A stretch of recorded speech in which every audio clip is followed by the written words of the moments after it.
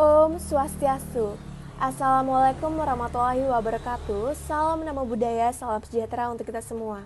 Halo semuanya, perkenalkan kami dari kelompok 3. Jadi pada video ini kami akan mempresentasikan materi mengenai karakteristik dan perilaku pada pasar konsumen dan pasar bisnis. Namun sebelum itu izinkan kami memperkenalkan diri kami terlebih dahulu. Perkenalkan, nama saya Putumia Aristasari dengan NIM 21075212272. Perkenalkan, saya Cakorda Istri Divananda Saraswati dengan NIM 21075212267, nomor absen 20. Perkenalkan, nama saya Ika Dede Birasmana dengan NIM 21075212184. Jadi, ada pun beberapa submateri yang akan kami bahas pada video kami kali ini. Yang pertama yaitu mengenai perbedaan pasar bisnis dan pasar konsumen. Yang kedua yaitu faktor-faktor yang mempengaruhi perilaku individu dan bisnis. Yang ketiga, jenis-jenis perilaku keputusan konsumen individu dan bisnis. Dan yang terakhir mengenai proses keputusan pembelian individu dan bisnis. Materi pertama mengenai pasar bisnis dan pasar konsumen akan dijelaskan oleh saya sendiri. Kegiatan pemasaran dilakukan untuk memenuhi dan melayani kebutuhan dan keinginan konsumen sasaran. Pasar konsumen dan perilaku pembelian konsumen harus dipahami sebelum rencana pemasaran yang nyata dapat dilakukan. Istilah pasar banyak diartikan secara berbeda sesuai dengan sudut pandang penglihatan. Namun, secara umum pasar diartikan sebagai tempat bertemunya penjual dan pembeli untuk melakukan transaksi jual beli barang. Tetapi dilihat dari sudut pandang keilmuan, istilah pasar ini bisa diartikan lebih luas. Sebut saja pasar bisnis dan pasar konsumen. Lalu, apa sih itu pasar bisnis dan pasar konsumen? Jadi, pasar bisnis atau business market merupakan semua organisasi yang membeli barang dan jasa untuk dipergunakan dalam memproduksi produk dengan tujuan dijual lagi atau disewakan kepada pihak lain dengan mengambil keuntungan. Ini artinya, sang pembeli tidak menggunakan langsung barang yang dibelinya, melainkan akan digunakan untuk produksi produk baru yang akan dijual, disewakan, ataupun dipasok pada pihak lain. Industri utama yang membentuk adanya pasar bisnis adalah pertanian, kehutanan, perikanan, pertambangan, perusahaan manufaktur, transportasi, komunikasi, keuangan, asuransi, dan distribusi lainnya. Berdasarkan pengertian dan contoh industrinya, dapat dilihat bahwa pasar bisnis merupakan pasar yang besar yang melibatkan jumlah uang dan barang yang cukup banyak. Sebagai contoh, sebuah perusahaan pembuat ban tentu akan membeli karet pada petani besar dan peralatan penunjang lainnya. Kemudian setelah jadi, mereka akan memasok ban tersebut kepada penjual pabrik perakit kendaraan ataupun kepada pengecer. Di pabrik perakit kendaraan inilah ban akan diproses hingga dihasilkan produk baru berupa kendaraan. Sedangkan pasar konsumen atau yang memiliki istilah lain business to consumer merupakan sekelompok pembeli yang membeli barang-barang untuk dikonsumsi sendiri, bukan untuk dijual ataupun diproses lebih lanjut. Ini artinya pasar jenis ini adalah jenis pasar yang lumrah kita temui di kehidupan sehari-hari. Lalu, apakah yang menjadi perbedaan antara pasar bisnis dan pasar konsumen? Jadi yang pertama itu di struktur pasarnya. Pada pasar bisnis biasanya berhubungan dengan pembelian jumlahnya sedikit namun berkapasitas besar dibandingkan dengan pasar konsumen. Bahkan dalam pasar bisnis yang besar, beberapa pembeli sering mendominasi sebagian besar pembelian. Yang kedua, segmentasi pasar. Segmentasi pasar antara pasar bisnis dan pasar konsumen pada dasarnya adalah sama. Hanya saja pada pasar bisnis dilakukan secara bertahap dengan urutan tahapan yang sistematis. Yang ketiga, karakteristik permintaan. Karakteristik permintaan yang menjadi pembeda antara pasar bisnis dan pasar konsumen adalah sifat permintaannya, stabilitas permintaan, dan elastisitasnya. Berdasarkan sifat permintaannya, pasar bisnis termasuk permintaan turunan dari konsumen. Ini artinya, naik turunnya permintaan terhadap produk-produk bisnis dipengaruhi oleh besar kecilnya permintaan konsumen terhadap sesuatu. Secara stabilitas permintaan, pasar bisnis lebih mudah terganggu dibandingkan pasar konsumen. Hal tersebut terjadi karena pembeli dalam pasar bisnis jumlahnya sedikit, namun skala pembeliannya besar. Selanjutnya adalah proses transaksi.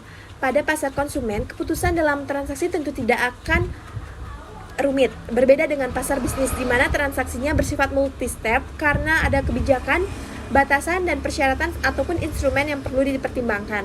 Pembelian pada pasar bisnis juga biasanya akan melibatkan pihak-pihak lainnya. Selanjutnya yaitu karakteristik pemasaran. Elemen lain yang juga menjadi pembeda antara pasar bisnis dan pasar konsumen adalah karakteristik permintaannya. Pemasarannya. Di mana pada pasar bisnis pemasaran dilakukan secara personal selling, namun pada pasar konsumen biasanya dilakukan melalui iklan. Selanjutnya adalah bentuk produk.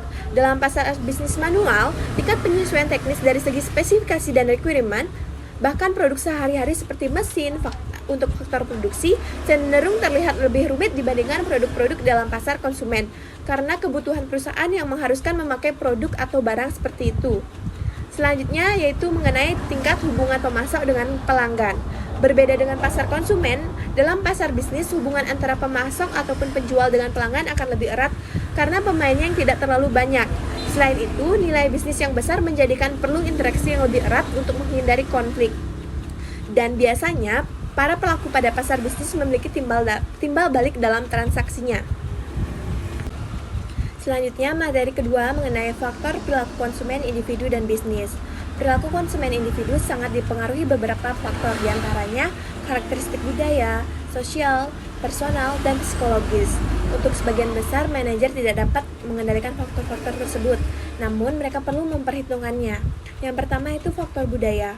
Faktor budaya memberikan pengaruh yang luas dan mendalam pada perilaku konsumen. Manajer perlu memahami peran yang dimainkan oleh budaya, subbudaya, dan kelas sosial pembeli. Yang pertama yaitu mengenai budaya. Budaya merupakan kumpulan nilai-nilai dasar persepsi, keinginan, dan tingkah laku yang dipelajari oleh seseorang anggota masyarakat dari keluarga dan lembaga penting lainnya. Manajer pemasaran selalu berusaha untuk menemukan pergeseran budaya untuk menemukan produk baru yang mungkin diinginkan oleh konsumen. Yang kedua, subbudaya. Setiap budaya berisi subbudaya yang lebih kecil atau kelompok orang dengan sistem nilai bersama berdasarkan pengalaman dan situasi hidup yang sama. Subbudaya itu mencakup kebangsaan, agama, kelompok ras, dan wilayah geografis. Yang ketiga yaitu kelas sosial. Hampir setiap masyarakat memiliki beberapa bentuk struktur kelas sosial. Kelas sosial adalah pembagian masyarakat yang relatif permanen dan teratur anggotanya menganut nilai, minat, dan perilaku yang serupa. Yang kedua yaitu faktor sosial. Perilaku konsumen juga dipengaruhi oleh faktor sosial seperti kelompok referensi, keluarga, serta peran dan status sosial. Yang pertama mengenai kelompok referensi. Kelompok referensi adalah kelompok yang secara langsung atau tidak langsung mempengaruhi pembentukan perilaku dan sikap seseorang. Yang kedua yaitu keluarga. Anggota keluarga dapat sangat mempengaruhi perilaku pembeli. Keluarga adalah organisasi pembeli konsumen yang paling penting dalam masyarakat. Manajer pemasaran harus tertarik pada peran pengaruh suami, istri, anak-anak dalam pembelian berbagai produk dan jasa. Dan yang ketiga yaitu peran dan status. Seseorang termasuk dalam banyak kelompok keluarga, organisasi, dan masyarakat. Posisi seseorang dalam setiap kelompok dapat didefinisikan dengan baik dari segi peran maupun status. Masih ada dua faktor lainnya yaitu faktor personal dan faktor psikologis yang akan dipaparkan oleh rekan saya. Waktu dan tempat dipersilakan. Baik, di sini saya akan melanjutkan pembahasan materi mengenai faktor yang mempengaruhi perilaku konsumen individu. Yang ketiga itu ada faktor personal. Keputusan pembeli juga dipengaruhi oleh karakteristik pribadi, seperti pekerjaan pembeli, usia dan tahap daur hidup, situasi ekonomi, gaya hidup, dan kepribadian serta konsep diri. Yang pertama itu ada pekerjaan. Pekerjaan seseorang mempengaruhi barang dan jasa yang dibeli. Manajer pemasaran mencoba mengidentifikasi kelompok pekerjaan yang memiliki minat di atas rata-rata terhadap produk dan layanan mereka. Perusahaan bahkan dapat mengkhususkan diri dalam membuat produk yang dibutuhkan oleh kelompok pekerjaan tertentu. Yang kedua itu ada usia dan tahap daur hidup. Orang mengubah barang dan jasa yang mereka beli selama hidup mereka. Selera dalam makanan, pakaian, furnitur, dan rekreasi seringkali berkaitan dengan usia. Perilaku pembelian juga dibentuk oleh tahap siklus hidup keluarga. Perubahan tata kehidupan biasanya diakibatkan oleh demografi dan peristiwa yang mengubah hidup, seperti perkawinan, memiliki anak, membeli rumah, perceraian, perubahan pendapatan pribadi, dan pensiun. Manajer pemasaran sering mendefinisikan pasar target mereka dalam hal tahap siklus hidup dan mengembangkan produk dan rencana pemasaran yang sesuai untuk setiap tahap. Yang ketiga itu ada situasi ekonomi. Situasi ekonomi akan mempengaruhi pemilihan brand dan produk yang dibeli. Manajer pemasaran mengamati tren pengeluaran, pendapatan pribadi, tabungan, dan suku bunga. Yang keempat itu ada gaya hidup. Gaya hidup adalah pola hidup seseorang yang diekspresikan dalam psikografisnya. Ini melibatkan pengukuran 3 dimensi utama konsumen. Pertama itu ada aktivitas. meliputi pekerjaan, hobi, olahraga, ataupun acara sosial. Yang kedua adalah minatnya, yang meliputi makanan, keluarga, rekreasi, dan lainnya. Yang terakhir ada opini, yakni tentang diri mereka, masalah sosial, bisnis, ataupun produk. Konsumen tidak hanya membeli produk, mereka membeli nilai dan gaya hidup yang diwakili oleh produk tersebut. Yang kelima ada kepribadian dan konsep diri. Kepribadian yang berbeda dari setiap orang mempengaruhi perilaku pembeliannya. Kepribadian mengacu pada karakteristik psikologis yang membedakan seseorang atau kelompok. Banyak manajer pemasaran menggunakan konsep yang berkaitan dengan kepribadian, yakni konsep diri seseorang. Idenya bahwa kepemilikan orang berkontribusi dan mencerminkan identitas mereka. Faktor yang keempat adalah faktor psikologi. Pilihan pembelian seseorang dipengaruhi oleh 4 faktor psikologis utama, yakni motivasi, persepsi, pengetahuan, serta keyakinan dan sikap. Yang pertama ada motivasi. Manusia perlu memenuhi kebutuhan fisik seperti lapar, haus, dan sebagainya, ataupun juga kebutuhan psikisnya seperti apresiasi, ekspresi diri, dan lainnya. Motivasi adalah dorongan internal untuk melakukan tindakan sebagai usaha pemenuhan kebutuhan tersebut. Yang kedua ada persepsi. Orang yang termotivasi siap untuk bertindak. Bagaimana orang tersebut bertindak dipengaruhi oleh persepsinya sendiri tentang situasi tersebut. Persepsi adalah proses di mana orang memilih, mengatur, dan menafsirkan informasi untuk membentuk gambaran yang bermakna tentang dunia. Yang ketiga ada pengetahuan atau pembelajaran. Pengetahuan menggambarkan perubahan perilaku individu yang muncul dari pengalaman.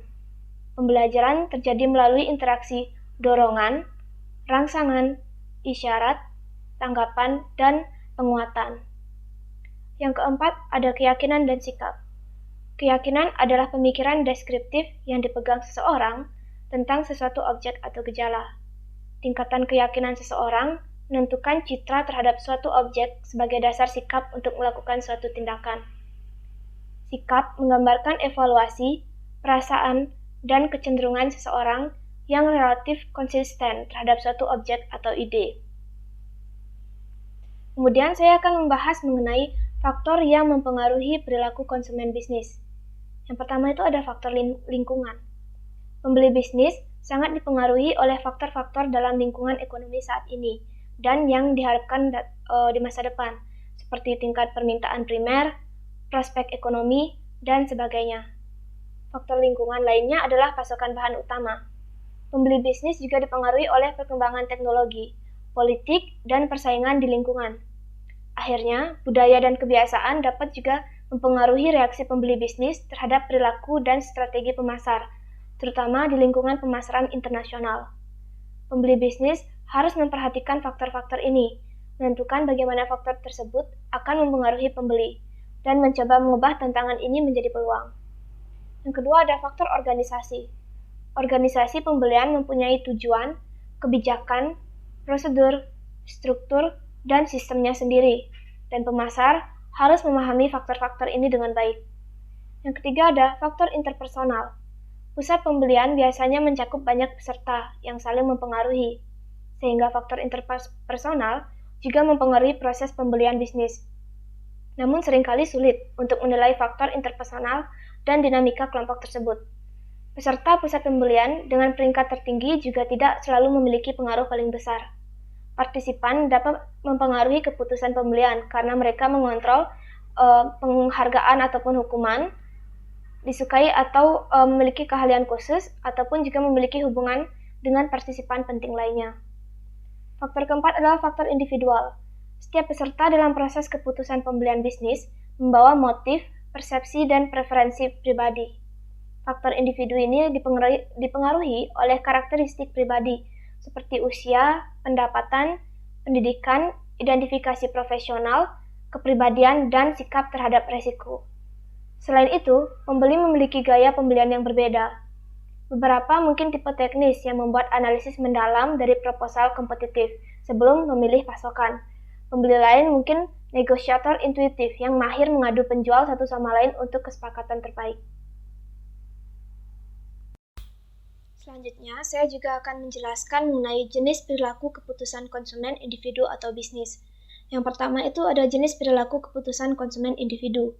Nah, berdasarkan tingkat keterlibatan pembeli dan tingkat perbedaan di antara merek, jenis perilaku keputusan konsumen individu dapat dibedakan menjadi 4. Yang pertama itu ada complex buying behavior atau pembelian kompleks.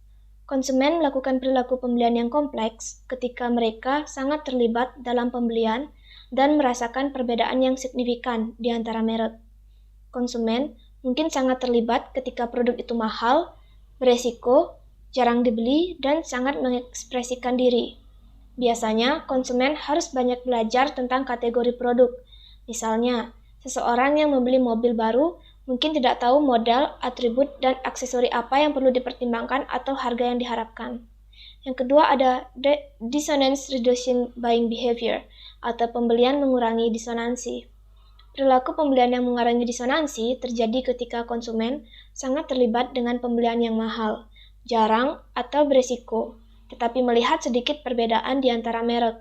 Misalnya, konsumen yang membeli karpet mungkin menghadapi keputusan dengan keterlibatan tinggi, karena karpet itu mahal dan juga mengekspresikan diri. Namun, pembeli mungkin menganggap sebagian besar merek karpet dalam kisaran harga tertentu itu sama. Nah, dalam hal ini, karena perbedaan merek yang dirasakan tidak besar, pembeli dapat berkeliling untuk mempelajari apa yang tersedia, tetapi membeli dengan relatif cepat. Mereka mungkin merespon terutama pada harga yang baik atau kenyamanan pembelian. Yang ketiga ada habitual buying behavior, atau pembelian menjadi kebiasaan. Perilaku pembelian kebiasaan terjadi di bawah kondisi keterlibatan konsumen yang rendah dan sedikit perbedaan merek yang signifikan. Misalnya, seperti garam. Konsumen memiliki sedikit keterlibatan dalam kategori produk ini. Mereka itu hanya pergi ke toko dan meraih sebuah merek garam. Jika mereka terus meraih merek yang sama, itu karena kebiasaan dibandingkan dengan loyalitas merek yang kuat.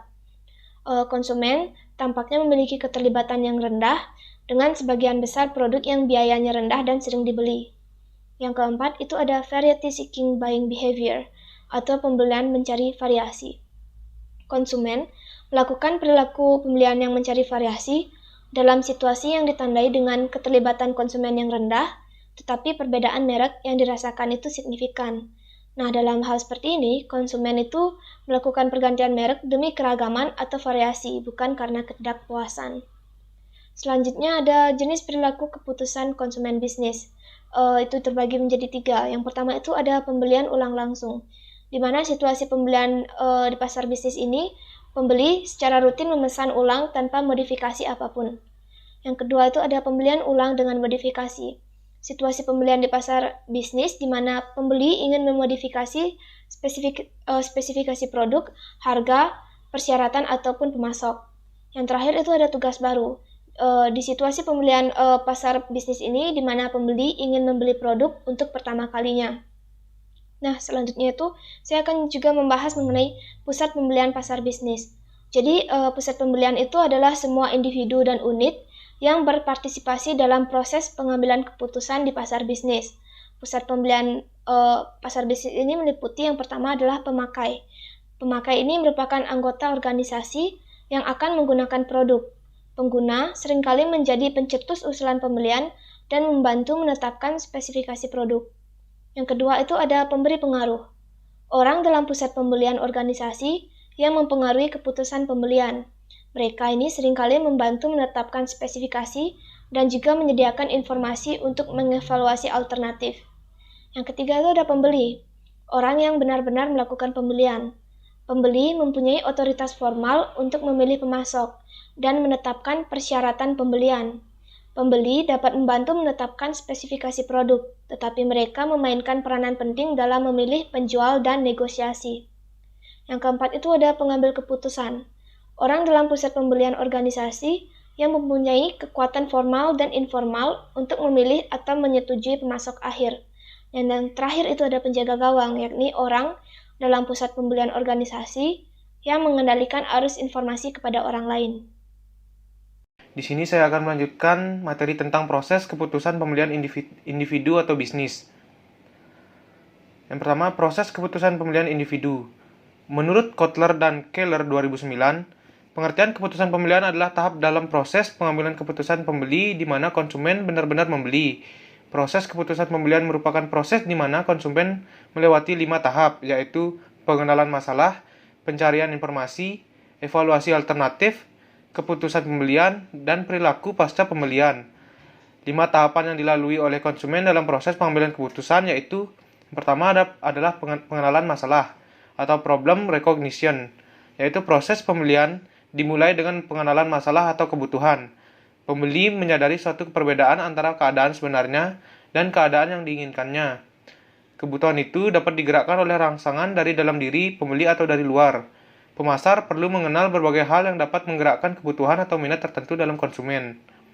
Yang kedua adalah pencarian informasi atau information search, yaitu seorang konsumen yang mulai tergugah minatnya mungkin akan atau mungkin tidak mencari informasi yang lebih banyak lagi. Jika dorongan konsumen adalah kuat dan objek yang dapat memuaskan kebutuhan itu tersedia, konsumen akan membeli objek itu. Jika tidak, kebutuhan konsumen itu tinggal mengendap dalam ingatannya dan tidak lebih lanjut mencari informasi sehubungan dengan kebutuhan itu. Yang ketiga adalah penilaian alternatif atau evaluation of alternatives, yaitu setelah melakukan pencarian informasi sebanyak mungkin tentang banyak hal, selanjutnya konsumen harus melakukan penilaian tentang beberapa alternatif yang ada dan menentukan langkah selanjutnya. Yang keempat ada keputusan membeli atau purchase decision. Setelah tahap-tahap awal tadi dilakukan, sekarang tiba saatnya bagi pembeli untuk menentukan pengambilan keputusan apakah jadi membeli atau tidak. Jika keputusan menyangkut jenis produk, bentuk produk, merek, penjual, kualitas, dan sebagainya. Yang kelima adalah perilaku setelah pembelian, yaitu post-purchase behavior. Yaitu setelah membeli suatu produk, konsumen akan mengalami beberapa tingkat kepuasan atau tidak ada kepuasan. Ada kemungkinan bahwa pembeli memiliki ketidakpuasan setelah melakukan pembelian, karena mungkin harga barang dianggap terlalu mahal, atau mungkin karena tidak sesuai dengan keinginan atau gambaran sebelumnya, dan sebagainya. Untuk mencapai keharmonisan dan meminimum ketidakpuasan membeli harus mengurangi keinginan lain sesudah pembelian, atau juga pembeli harus mengeluarkan waktu lebih banyak lagi untuk melakukan evaluasi sebelum membeli. Adapun proses keputusan pembelian bisnis, yaitu proses pembelian bisnis atau business buying process adalah proses pengambilan keputusan oleh pembeli bisnis untuk menentukan produk dan layanan yang perlu dibeli oleh organisasi mereka, kemudian menemukan, mengevaluasi, dan memilih di antara pemasok serta merek yang tersedia. Proses keputusan pembelian bisnis melibatkan 8 tahap dasar, yaitu pertama ada pengenalan masalah. Proses pembelian dimulai saat dimana seseorang dalam perusahaan menyadari adanya suatu masalah atau kebutuhan yang dapat diatasi dengan membeli barang atau jasa. Pengenalan masalah dapat terjadi sebagai hasil dari rangsangan internal maupun eksternal. Secara internal, kejadian yang paling umum mengarah pada pengenalan masalah adalah sebagai berikut. Pertama adalah perusahaan memutuskan untuk mengembangkan produk baru dan membutuhkan peralatan dan bahan baku untuk memproduksi produk baru tersebut. Selanjutnya ada mesin rusak dan membutuhkan pengganti atau suku cadang baru. Selanjutnya bahan baku yang dibeli tidak memuaskan dan perusahaan mencari pemasok baru. Selanjutnya manajer pembelian menyadari adanya kesempatan untuk memperoleh harga yang lebih rendah atau kualitas yang lebih baik. Sedangkan secara eksternal, pembeli dapat memperoleh gagasan baru dari pemeran dagang atau melihat iklan atau menerima telepon dari pramuniaga yang menawarkan barang yang lebih baik atau harga yang lebih rendah. Proses keputusan pembelian bisnis yang kedua yaitu deskripsi kebutuhan umum, yaitu tahap dalam proses pembelian bisnis di mana perusahaan menggambarkan karakteristik umum dan kualitas produk yang dibutuhkan. Untuk item dasar, hal ini tidak banyak menimbulkan masalah. Untuk item yang kompleks, pembeli akan bekerja sama dengan pihak lain, seperti insinyur, pemakai, dan lain-lain dalam menetapkan karakteristik umum. Mereka ingin menetapkan pentingnya keandalan daya tahan, harga, dan atribut-atribut lain yang diinginkan dalam item yang bersangkutan. Pemasar bisnis dapat meminta bantuan pada pembeli dalam fase ini dengan jalan menjelaskan berbagai kriteria yang bisa dipertimbangkan untuk memenuhi kebutuhan ini. Proses yang ketiga adalah spesifikasi produk, yaitu tahap pertama proses pembelian bisnis di mana organisasi pembelian memutuskan dan menetapkan spesifikasi karakteristik teknis produk terbaik untuk produk yang diperlukan. Analisis nilai yaitu suatu pendekatan terhadap pengurangan biaya di mana komponen dipelajari dengan seksama untuk menentukan apakah komponen itu dapat dirancang kembali, disaudararisasi, atau dibuat dengan metode produksi yang lebih murah. Pemasok juga dapat menggunakan analisis nilai produk sebagai alat untuk memposisikan dirinya guna mendapatkan pelanggan.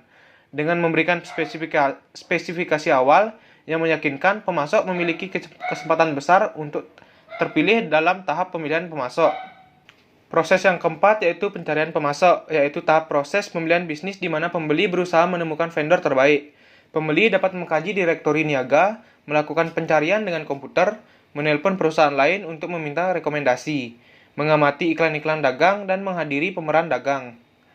Tugas pemasok adalah berusaha agar terdaftar dalam direktori-direktori utama, mengembangkan program periklanan dan promosi yang kuat, dan membangun reputasi yang positif dalam pasar. Pemasok yang kekurangan kapasitas produksi yang dibutuhkan atau memiliki reputasi yang jelek akan ditolak. Mereka yang memenuhi syarat dapat dikunjungi untuk diteliti fasilitas manufaktur mereka dan bertemu dengan karyawan-karyawan mereka. Pembeli akan mengakhirinya dengan daftar singkat mengenai pemasok yang memenuhi syarat. Proses yang kelima yaitu pengumpulan proposal. Adalah tahap proses pemilihan bisnis di mana pembeli mengundang pemasok bermutu untuk mengumpulkan proposal. Proses keenam yaitu pemilihan pemasok, yaitu tahap proses pemilihan bisnis di mana pembeli meninjau ulang proposal dan memilih satu atau beberapa pemasok. Proses ketujuh yaitu spesifikasi pesanan rutin. Adalah tahap proses pemilihan bisnis di mana pembeli menulis pesanan akhir dengan pemasok terpilih, menyebutkan spesifikasi teknis, kuantitas yang diperlukan, waktu pengiriman yang diharapkan, kebijakan pengembalian, dan jaminan. Dalam kasus item-item pemeliharaan dan pengoperasian, pembelian semakin sering melakukan kontrak borongan atau blanket contracts ketimbang pesanan pembelian periodik atau periodic purchase order. Membuat atau menulis pesanan pembelian baru setiap kali persediaan dibutuhkan biaya yang besar. Pembeli juga tidak mau menulis lebih sedikit tapi dalam jumlah pesanan yang lebih baik. Karena itu berarti menyimpan lebih banyak persediaan. Kontrak borongan menciptakan hubungan jangka panjang yang pemasok berjanji untuk memasok ulang pembeli sesuai dengan kebutuhan sesuai pada persyaratan harga yang disepakati dalam periode waktu yang ditentukan. Persediaan disimpan oleh penjual, oleh sebab itu dinamakan perencanaan pembelian tanpa persediaan atau stockless purchase plan. Komputer pembeli secara otomatis akan mengirim pesanan pada penjual saat persediaan diperlukan. Kontrak borongan mengarahkan lebih banyak pembelian dari sumber tunggal.